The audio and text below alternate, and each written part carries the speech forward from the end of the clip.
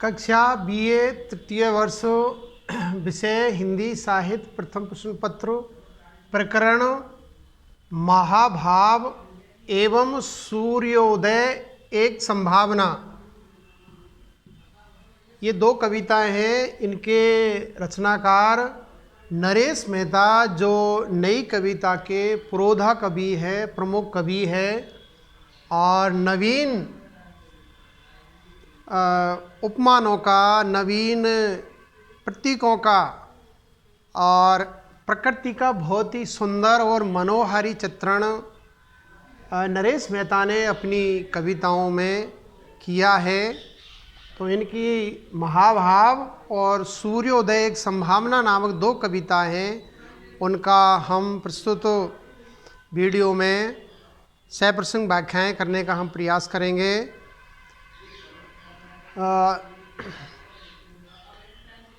College education या यूँ कहें कि कॉलेज शिक्षा निदेशालय जयपुर द्वारा जो ई कंटेंट का जो प्रोग्राम प्रारंभ किया गया है, उसकी कड़ी में ऑनलाइन जो क्लासेज हैं उनको बदस्तूर जारी रखने के लिए ये यूट्यूब पर वीडियो प्रायोजित किए जा रहे हैं, बनाए जा रहे हैं। इनसे छात्राओं को काफ़ी लाभ मिल रहा है। तो कृपया करके छात्राएं प्रस्तुत वीडियो को ध्यान से देखें, सुनें, इसका विवेचन विश्लेषण करें। परीक्षा की दृष्टि से मैं जो वीडियो प्रस्तुत कर रहा हूँ ये बहुत ही उपयोगी है। इनका लाभ लेना चाहिए। और आज हमारा विशेष फोकस नरेश मेहता जी द्वारा विरचित महाभाव और सूर्योदय एक संभावना नामक कविता है, उस पर रहेगा। तो पहले हम इनकी महाभाव जो कविता है उसकी हम सप्रसंग व्याख्याएं करेंगे। तो कृपया करके छात्राएं प्रस्तुत वीडियो को ध्यान से देखें, सुनें और इसका विवेचन विश्लेषण करें। महाभाव का तात्पर्य है आपको क्या है, क्या अर्थ होता है महाभाव का? महाभाव का जो अर्थ है, अनुराग की सर्वोच्च स्थिति होती है। प्रेम की सर्वोच्च स्थिति को हम महाभाव कहते हैं। तो इस पर क्या है, ये कविता का सृजन हुआ है। तो इसके जो पद हैं, पिछले वीडियो में हमने नरेश मेहता की प्रार्थना और धेनुए नामक कविता है उसकी सप्रसंग व्याख्याएं की है। मैं SL बैरवा, सहायक आचार्य हिंदी, राजकीय कन्या महाविद्यालय बयाना, जिला भरतपुर।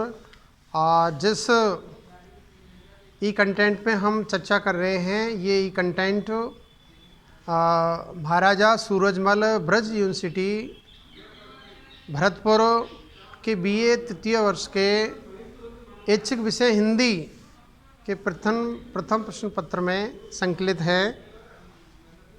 तो हम पहले इस पद्यांश को पढ़ते हैं। कवि वनस्पतियों को एक कवि की दृष्टि से देखो।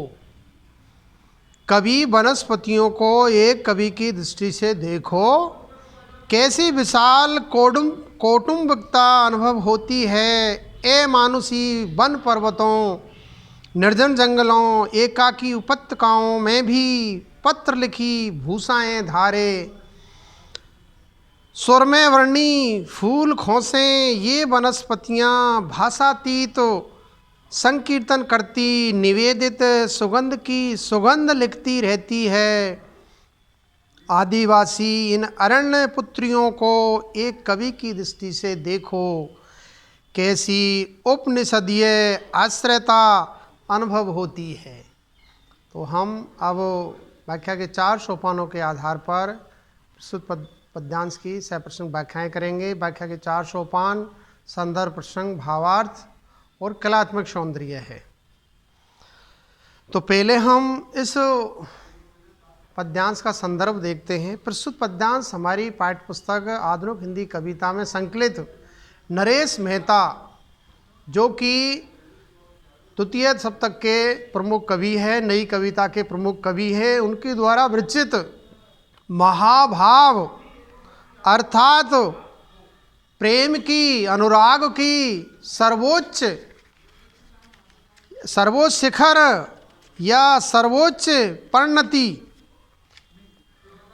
या सर्वोच्च स्थिति महाभाव नामक कविता है, उसका पहला पद्यांश है या महाभाव कविता है, उससे उद्धृत है। तो ये इसका संदर्भ है। अब हम इसका प्रसंग देखते हैं, जो कि व्याख्या का दूसरा सोपान है। प्रस्तुत पद्यांश में कवि ने प्रकृति के विभिन्न पदार्थों को, विभिन्न जो प्रतिमान हैं प्रकृति के या पदार्थ हैं, उनको नई दृष्टि से देखने का सुर व्यक्त किया है।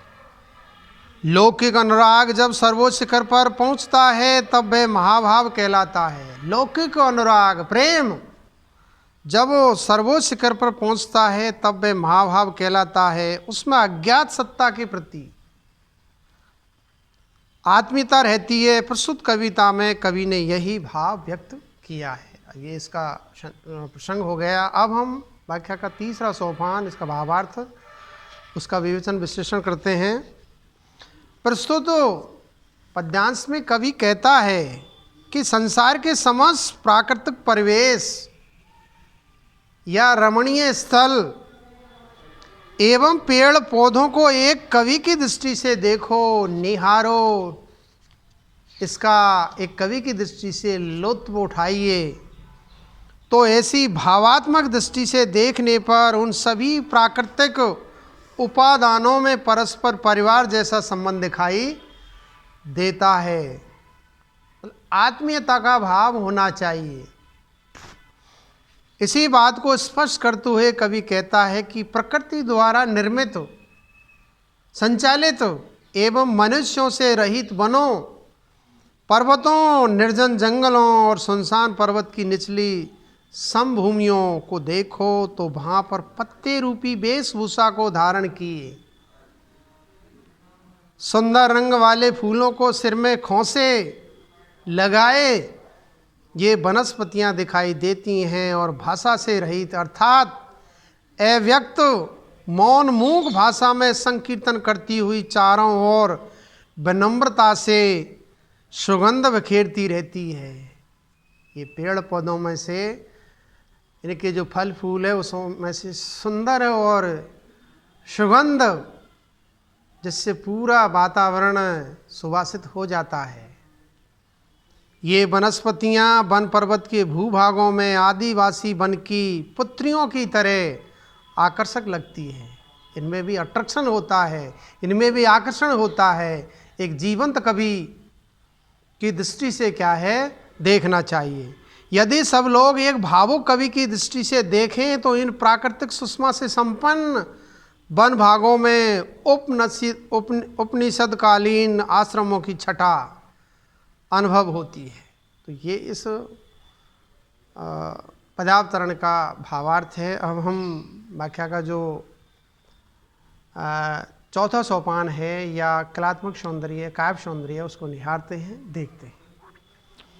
प्रस्तुत पद्यांश में कवि ने प्राकृतिक उपादानों या प्राकृतिक प्रतिमानों तथा समस्त वनस्पतियों के प्रति आत्मीयता का भाव व्यक्त किया है तथा प्रस्तुत पद्यांश में समस्त प्राकृतिक उपादान अव्यक्त सत्ता के द्वारा यथा अवसर पोषित होते हैं, पुष्पित होते हैं, पल्लवित होते हैं, उनमें प्राणियों की तरह सचेतनता रहती है। अतः उन्हें भाव से देखने की आवश्यकता है। सर्वोच्च अनुराग की स्थिति से देखने की आवश्यकता है। प्रस्तुत पद्यांश में तत्सम शब्दावली अप्रस्तुत विधान एकदम नवीन है और इसमें रूपक, उपमा, मान, विकरण, अलंकारों का सुंदर प्रयोग हुआ है और प्रस्तुत पद्यांश की भाषा शैली सहज सरल सुबोध और कवि के भावों को व्यक्त करने में पूर्ण रूप से सक्षम और समर्थ है। अब हम इस कविता का अगला पद्यांश है उसको पढ़ते हैं। पशु प्रिया दूरबाओं के ये हरिद्र अंकुर, पशु प्रिया दूरबाओं के ये हरिद्र अंकुर क्या मात्र पत्तियां ही है? इनमें स्तुतियों की सी कृतता नहीं लगती क्या इन उपेक्षित घासों को? किसी ऋषि की करुणा ने कोई अनुष्टुप नहीं सौंपा, इनमें किसी देवता का वास नहीं लगता। इन अंत्यज माटी मंत्रों को एक कवि की दृष्टि से देखो, कैसी आह्वानमयी ऋणुता अनुभव होती है। अब हम इस पद्यांश की व्याख्या के 4 सोपानों के आधार पर सप्रसंग व्याख्या करेंगे। तो नंबर 1 इसका संदर्भ देखते हैं। प्रस्तुत पद्यांश हमारी पाठ्य पुस्तक आधुनिक हिंदी कविता में संकलित कवि नरेश मेहता द्वारा विरचित कविता महाभाव से उद्धृत है, अवतरित है, लिया गया है। अब हम इसका प्रसंग देखते हैं जो कि व्याख्या का दूसरा सोपान है। प्रस्तुत पद्यांश में कवि ने प्रकृति के प्रत्येक उपादान या प्रत्येक प्रतिमान को नई दृष्टि से देखने का आग्रह किया है तथा इनसे अव्यक्त सत्ता के समान सर्वोच्च अनुराग भाव को रखने के लिए आह्वान किया है। इसी का इसमें चित्रण किया गया है पद्यांश में। अब हम इसका भावार्थ निहारते हैं, देखते हैं। प्रस्तुत पद्यांश में कवि कहता है कि पशुओं को प्रिय लगने वाली दूब, घास फूस खाते हैं पशु, तो पशुओं को प्रिय लगने वाली दूब के ये पीले हरे अंकुर क्या केवल पत्तियां ही हैं? नहीं, इनमें भी सौंदर्य को निहारा जा सकता है, देखा जा सकता है। क्या ये अज्ञात सत्ता की स्तुतियों के समान पवित्र एवं सार्थक नहीं लगती? बिल्कुल लगती है। धरती के भूभागों में उगने वाली इन एकदम उपेक्षित अर्थात बहुत तुच्छ माने जाने वाली घासों को किसी वेद मंत्रों के दृष्टा ऋषि ने अपनी करुणा से व्यक्त अनुष्टुप छंद की तरह अर्पित नहीं किया? बिल्कुल किया है। अर्थात इन नगण्य घासों का महत्व किसी मंत्र से कम नहीं है। किसी मंत्र का जो जाप करते हैं उससे ये कम प्रतीत नहीं होती है। इनमें क्या किसी देवता का वास नहीं है? अरे हर देवता क्या है, प्रकृति की क्रोड़ में, प्रकृति की गोद में, प्रकृति के सानिध्य में हर पशु पक्षी मनुष्य सब रहते हैं और प्रकृति का लुत्फ उठाते हैं। अर्थात इनमें अज्ञात परम सत्ता का वास है। ये भी उस परम सत्ता के वरदान से हरी भरी रहती है। इसलिए इस धरती के निम्न भाग में स्थित मिट्टी रूपी मंत्रों को एक कवि की अनुरागत्मता दृष्टि से देखो, ये कैसी आमंत्रण से युक्त सरलता और स्वाभाविकता का अनुभव कराती है और कितना ये हमें आनंद प्रदान करती है। तो एक कवि की दृष्टि से क्या है, प्रकृति के उपादानों को, प्रकृति के प्रतिमानों को देखना चाहिए। तो ये इस कविता का भावार्थ है या इस पद्यांश का भावार्थ है। अब हम इसका कलात्मक सौंदर्य जो कि व्याख्या का चौथा सोपान है उसको देखते हैं। प्रस्तुत पद्यांश में कवि का प्राकृतिक उपादानों के प्रति जो अनुराग भाव प्रकट हुआ है वह कवि कल्पना से मंडित है, चित्रित है। और प्रस्तुत पद्यांश में प्राकृतिक उपादानों को अज्ञात सत्ता का प्रदान बताया गया है कि ये ईश्वर द्वारा प्रदत्त है। और प्रस्तुत पद्यांश में परिकर, रूपक, आक्षेप, अनुप्रास आदि अलंकारों का सुंदर प्रयोग हुआ है। और प्रस्तुत पद्यांश की भाषा शैली सहज सरल सुबोध और कवि के भावों को व्यक्त करने में पूर्ण रूप से सशक्त और समर्थ है। अब अगला जो पद है उसको पहले पढ़ते हैं, फिर व्याख्या के 4 सोपानों के आधार पर इसकी समीक्षा करेंगे। आकाश में नहीं, आकाश में नहीं मेघों की पृथ्वी पर गंगा की कृतार्था मिलती है। आकाश में नहीं सत्य को पृथ्वी पर वानस्पतिक सार्थकता मिलती है। होने दो अवतरित, होने दो अवतरित अपने भीतर के इस महाभाव को, उधर्व की इस अवरोहण यात्रा को एक कवि की दृष्टि से देखो, एक कवि की दृष्टि से देखो। कैसी वैष्णवी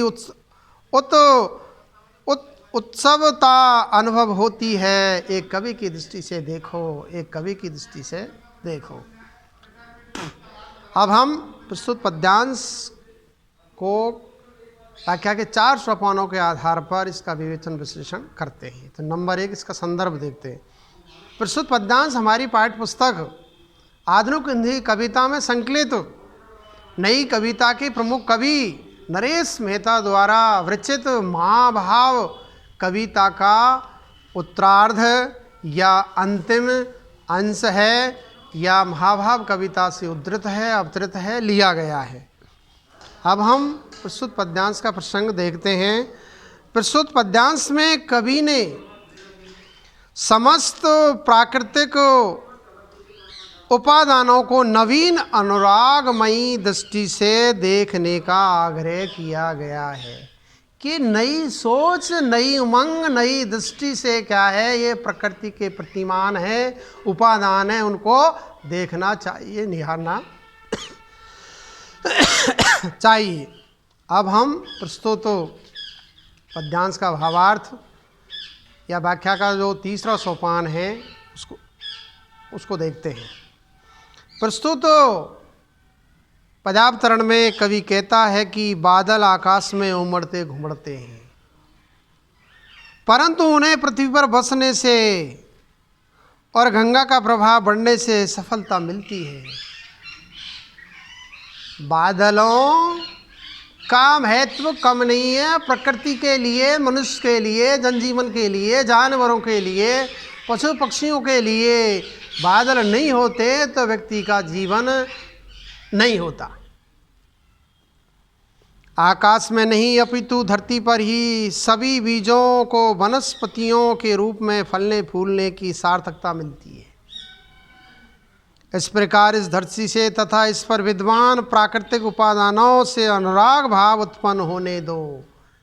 अरे प्रकृति के प्रतिमानों से व्यक्ति को प्रेम करना चाहिए। अपने हृदय में ऐसा महाभाव आने दो। ऊपर से नीचे की ओर की यात्रा, इस यात्रा में अव्यक्त सत्ता के अस्तित्व को स्वीकार कर लो, इसका महत्व उससे पहचान लो, जान लो। एक कवि की दृष्टि से प्रकृति को देखो तो तुम्हें ईश्वरीय सत्ता की पवित्र अनुभूति होने लगेगी, अर्थात ईश्वरीय सत्ता के भौतिक वरदान का अनोखा अनुभव होने लगता है। तो ये इस पद्यांश का भावार्थ है। अब हम प्रस्तुत पद्यांश का कलात्मक सौंदर्य या व्याख्या का चौथा सोपान है काव्य सौंदर्य, उसको देखते हैं। प्रस्तुत पद्यांश में कवि ने प्रकृति के उपादानों को धरती के लिए वरदान बताया है। इस पृथ्वी का सौंदर्य एवं समृद्धि में अज्ञात सत्ता का हाथ सदा रहता आया है और सदा रहेगा, इसमें किसी तरह का कोई दोहराया नहीं है। और प्रस्तुत पद्यांश में धरती के प्राकृतिक उपादानों को नए रूपों में दर्शाया गया है तथा प्रस्तुत पद्यांश की शब्दावली तत्संप्रदान है। इसमें पर्यायोक्ति अलंकार, उपमा, रूपक, अनुप्रास आदि अलंकारों का सुंदर प्रयोग हुआ है। कविता में वैष्णवी उत्सवता से अव्यक्त सत्ता के प्रति अनुराग भाव की वंदना करने से ये भाव काव्य का श्रेष्ठ उदाहरण बन पड़ा है। और प्रस्तुत पद्यांश की भाषा शैली से सरल सुबोध और कवि के भावों को व्यक्त करने में पूर्ण रूप से समर्थ और सशक्त है। अब हम नरेश मेहता जी द्वारा विरचित उनकी एक अच्छी और चर्चित एक कविता है सूर्योदय एक संभावना। इस कविता के प्रमुख पदों की हम सप्रसंग व्याख्या करेंगे हैं। तो पहला पद पढ़ते हैं।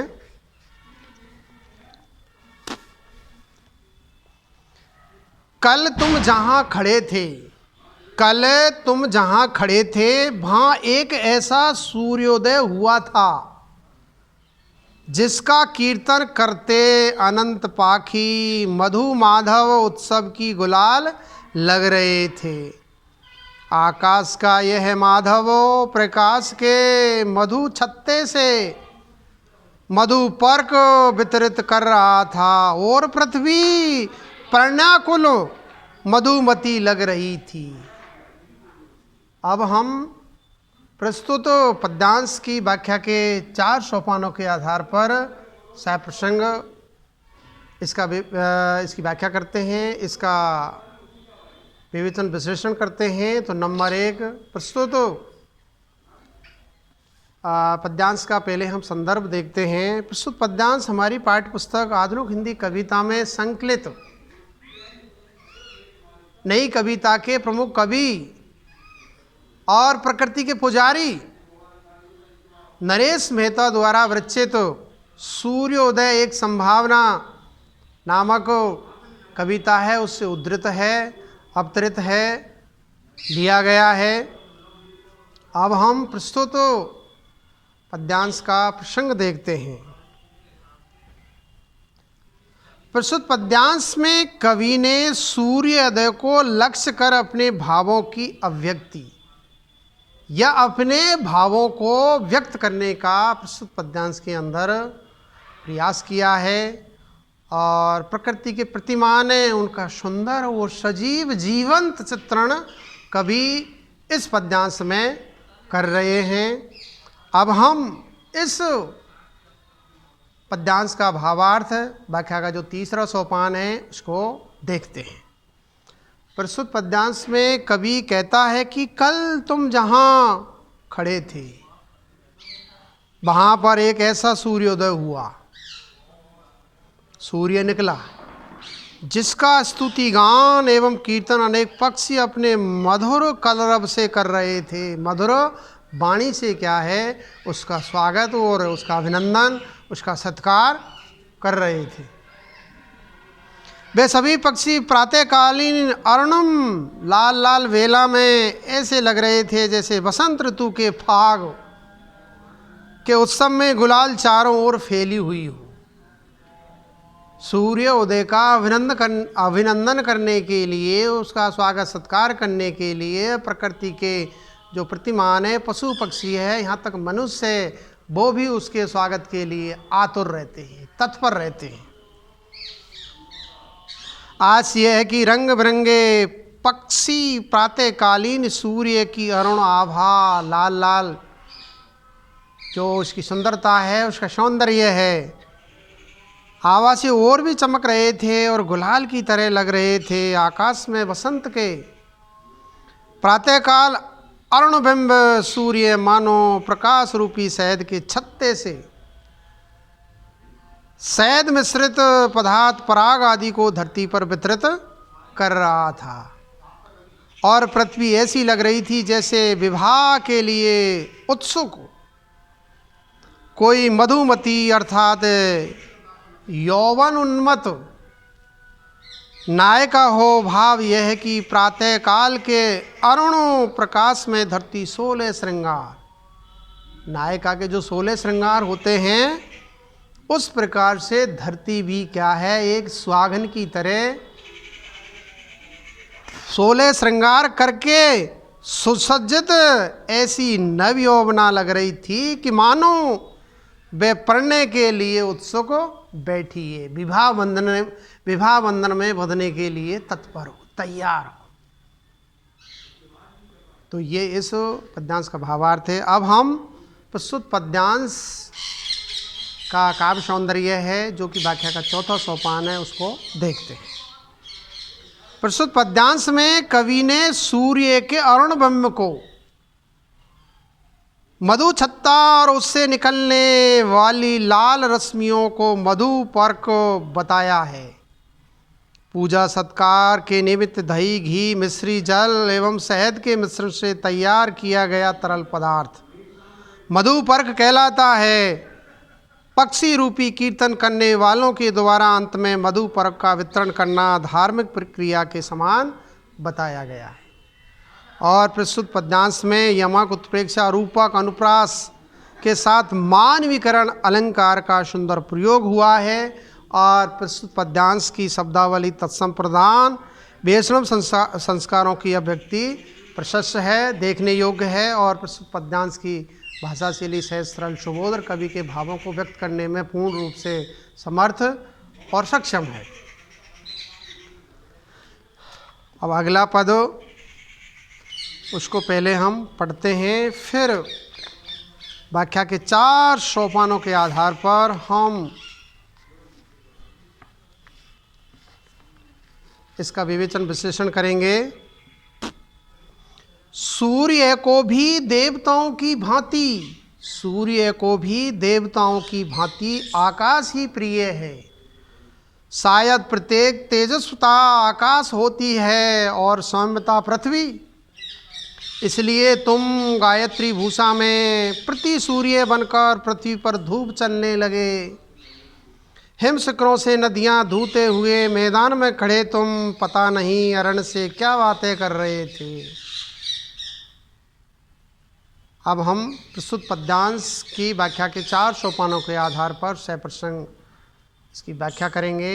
नंबर 1, इसका संदर्भ देखते हैं। प्रस्तुत पद्यांश हमारी पाठ्य पुस्तक आधुनिक हिंदी कविता में संकलित नरेश मेहता द्वारा विरचित